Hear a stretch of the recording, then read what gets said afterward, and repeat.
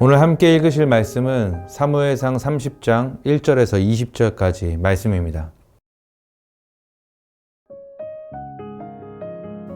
다윗과 그의 사람들이 사흘 만에 시글락에 이른 때에 아말렉 사람들이 이미 네겝과 시글락을 침노하였는데 그들이 시글락을 쳐서 불사르고 거기 있는 젊거나 늙은 여인들은 한 사람도 죽이지 아니하고 다 사로잡아 끌고 자기 길을 갔더라.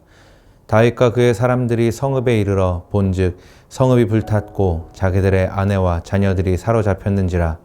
다윗과 그와 함께한 백성이 울 기력이 없도록 소리를 높여 울었더라.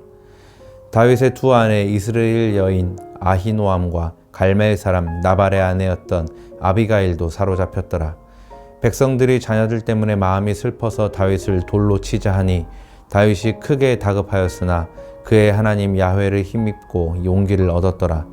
다윗이 아히멜렉의 아들 제사장 아비아달에게 이르되 원하건대 에봇을 내게로 가져오라.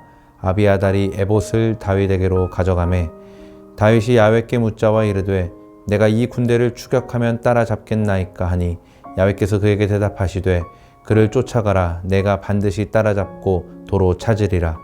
이에 다윗과 또 그와 함께한 600명이 가서 부솔 시내에 이르러 뒤떨어진 자를 거기 머물게 했으되 곧 피곤하여 부솔 시내를 건너지 못하는 200명을 머물게 했고 다윗은 400명을 거느리고 쫓아가니라.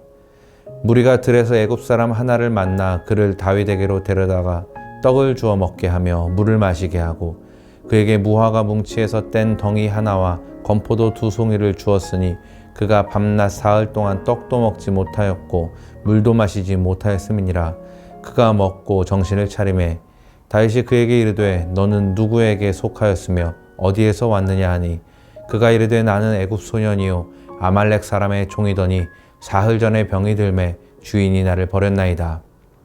우리가 그렛 사람의 남방과 유다에 속한 지방과 갈렙 남방을 침노하고 시글락을 불살랐나이다. 다윗이 그에게 이르되 내가 나를 그 군대로 인도하겠느냐 하니 그가 이르되 당신이 나를 죽이지도 아니하고 내 주인의 수중에 넘기지도 아니하겠다고 하나님의 이름으로 내게 맹세하소서. 그리하면 내가 당신을 그 군대로 인도하리이다 하니라. 그가 다윗을 인도하여 내려가니 그들이 온 땅에 편만하여 블레셋 사람들의 땅과 유다 땅에서 크게 약탈하였으므로 말미암아 먹고 마시며 춤추는지라. 다윗이 새벽부터 이튿날 저물 때까지 그들을 치매 낙타를 타고 도망한 소년 400명 외에는 피한 사람이 없었더라. 다윗이 아말렉 사람들이 빼앗아갔던 모든 것을 도로 찾고 그의 두 아내를 구원하였고 그들이 약탈하였던 것 곧 무리의 자녀들이나 빼앗겼던 것은 크고 작은 것을 막론하고 아무것도 잃은 것이 없이 모두 다윗이 도로 찾아왔고 다윗이 또 양떼와 소떼를 다 되찾았더니 무리가 그 가축들을 앞에 몰고 가며 이르되 이는 다윗의 전리품이라 하였더라. 아멘. 성경에서 아말렉은 가장 야비하고 비열한 족속 중 하나로 등장을 합니다. 이들이 처음으로 모습을 드러냈던 건 출애굽기 17장인데요. 여기 보면 아말렉이 그 지친 이스라엘 민족이 광야를 행진할 때 여인과 노약자들로 구성된 행렬에 뒤를 친 일이 있었죠. 그래서 하나님께서 그들의 비열함에 분노하셔서 내가 하늘 아래에서 아말렉에 대한 기억을 모조리 없애버릴 것이다 라고 선언하셨었습니다. 그 후로 아말렉은 이스라엘이 진멸해야 할 족속이 되었던 건데요. 오늘 말씀해 보면 바로 이 아말렉이 다윗과 군인들이 자리를 비운 사이에 시글락을 습격해서 성을 불태우고 사람들을 모두 잡아가는 일을 벌이게 됩니다. 이때 끌려간 사람들 중에는 아비가일을 포함한 다윗의 두 아내도 포함되어 있었는데요. 그래서 다윗과 군사들은 시글락으로 돌아와서 이 모든 상황을 파악을 한 후에 특별히 잡혀간 가족들을 생각하며 목 놓아 울게 됐는데 얼마나 울었으면 오늘 본문 4절 말씀에 울 기력이 없도록 소리 높여 울었다라고 기록되어 있습니다. 자, 그런데 이 엄청난 위기 속에서 지치도록 목 놓아 울던 사람들이 이제 일이 이렇게 된 것에 대한 책임을 추궁하기 시작하는데요. 그 화살이 누구에게로 향했을까요? 네, 바로 다윗에게로 향했습니다. 지금 누구 때문에 이런 일이 일어나게 된 거냐? 이게 다 다윗의 잘못된 외교 정책 때문 아니냐? 블레셋 사람들과 휩쓸리지만 않았어도 이런 일은 없었을 거다. 아니, 애초에 우리가 먼저 아말렉을 쳤기 때문에 이런 일이 일어나게 된 거다. 온갖 여론이 다윗에게 불리하게 일어났고 심지어 그들은 다윗을 죽이려고까지 합니다. 이렇게 다윗은 지금 말 그대로 엄청난 위기를 맞이하게 되었는데요. 지금의 상황을 한마디로 정리하자면 이것은 바로 다윗의 리더십에 관한 도전이었습니다. 그래서 어떻게 보면 지금 다윗이 마주하게 된 이 위기는 여러 면에서 다윗이 지금까지 겪어왔던 위기들보다도 더 큰 위기였다라고 볼 수도 있었는데요. 당장 생명의 위협을 느낄 정도까지 이르렀으니 이런 이해가 절대로 무리는 아닌 것 같습니다. 그래서 어떤 주석가들은 바로 이 시기에 다윗이 시편 25편을 지었을 거라고 말하기도 하는데요. 특히 시편 25편 16절과 17절 말씀은 지금의 이 상황과 너무나도 잘 어울리는 말씀입니다. 내게 돌아오셔서 은혜를 베풀어 주소서. 내가 외롭고 괴롭습니다. 내 마음의 근심이 갈수록 더하니 나를 이 괴로움에서 끌어내 주소서. 아멘. 자, 하지만 지금까지 다윗을 지키시고 인도하신 하나님께서는 이번의 사태 역시 가만히 지켜만 보고 계시지는 않았습니다. 하나님께서는 다윗에게 다시금 큰 위로와 힘과 용기를 주셔서 명철한 판단을 할 수 있게 도와주시죠. 그래서 특별히 여기서 나타나는 다윗의 리더십은 여러 면에서 사울의 리더십과 크게 대조를 이루는데요.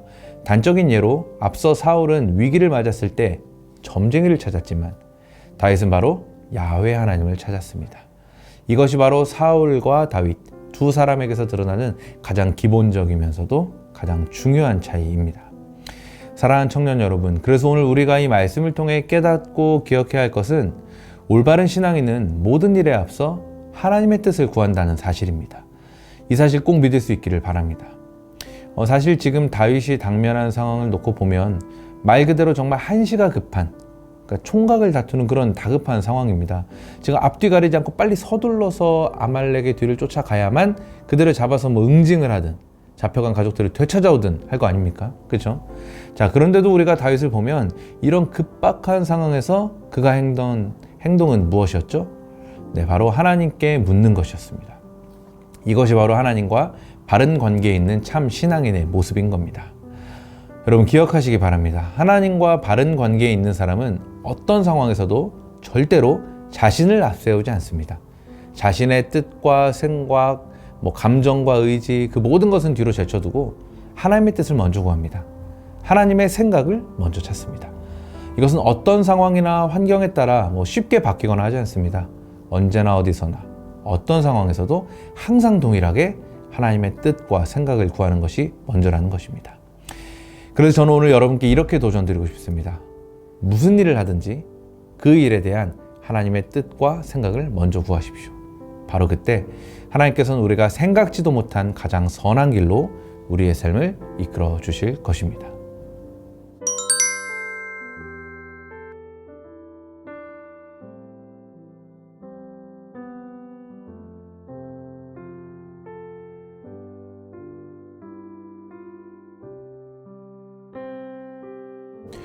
기도하겠습니다. 나보다 나를 더 잘 아시는 창조주 하나님, 오늘도 변함없이 내 삶을 이끄시며 당신의 거룩하신 뜻을 이루어 가시니 참으로 감사합니다. 어떤 순간 어떤 상황 속에서도 내 뜻을 앞세우기보다 하나님의 뜻이 내 삶을 이끌어 가시길 바라며 계속해서 하나님의 뜻과 마음을 구하는 내가 될 수 있도록 주께서 인도하여 주옵소서. 감사드리며 내 삶의 유일한 소망 되시는 아름다우신 주 예수의 이름으로 기도합니다. 아멘.